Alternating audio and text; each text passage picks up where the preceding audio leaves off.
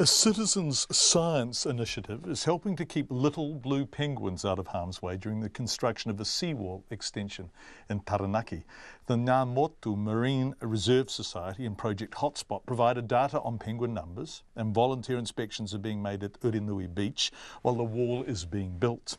Our Taranaki reporter, Robin Martin, has more. About 50 of the at-risk little blue penguins call Urinui Beach home, nesting amongst the flax bushes, in specially built boxes and under the batches. Project Hotspot coordinator Emily Roberts says the New Plymouth District Council agreed to delay construction of the seawall when it was made aware of how much penguin activity there is. There was concerns about building the wall this time of year that it might disturb the nesting penguins. This is one of the nesting boxes that's closest to the wall, and you can see it's only a few metres away, and there'll be daily penguin checks to check that there's no penguins that are sheltering in the rocks that are going to be used to construct the wall. Little blue penguins are New Zealand's smallest penguin, and they raise their chicks between July and November, and the young are just about to leave the nest for the first time. Ms Roberts says consents for the wall have also been altered to include a ramp for the penguins to climb to their nesting areas.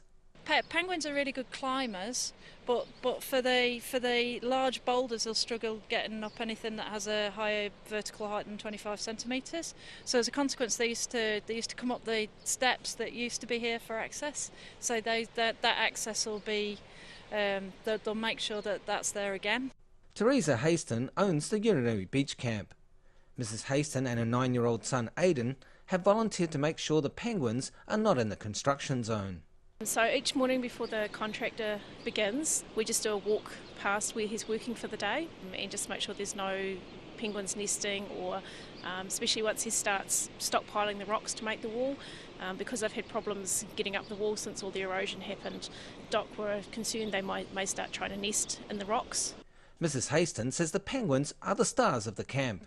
Yeah, everyone loves the penguins. They're just wonderful. The batch on the corner just up here, number 1, they've actually got a perspex square in their floor in their lounge, so that people, when they stay in the batch, they can lift up the mat and see what's happening under the batch. So yeah, no, it's awesome.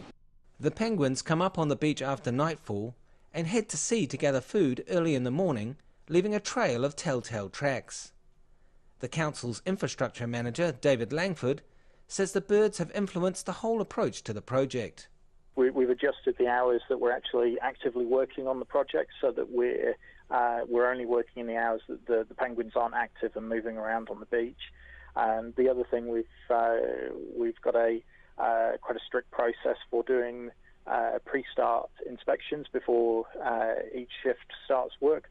The ground nesting penguins are vulnerable to predators such as feral cats, stoats and dogs, and back down on the beach, young Aidan Haston knows just how vital his role is. I try and find tracks with Mum, and I try and find predator tracks as well. We're doing it so we know where they are. Construction of the seawall extension is due to take 6 to 8 weeks, and penguin inspections will be done throughout its build. For Checkpoint, ko Robin Martin tēnei.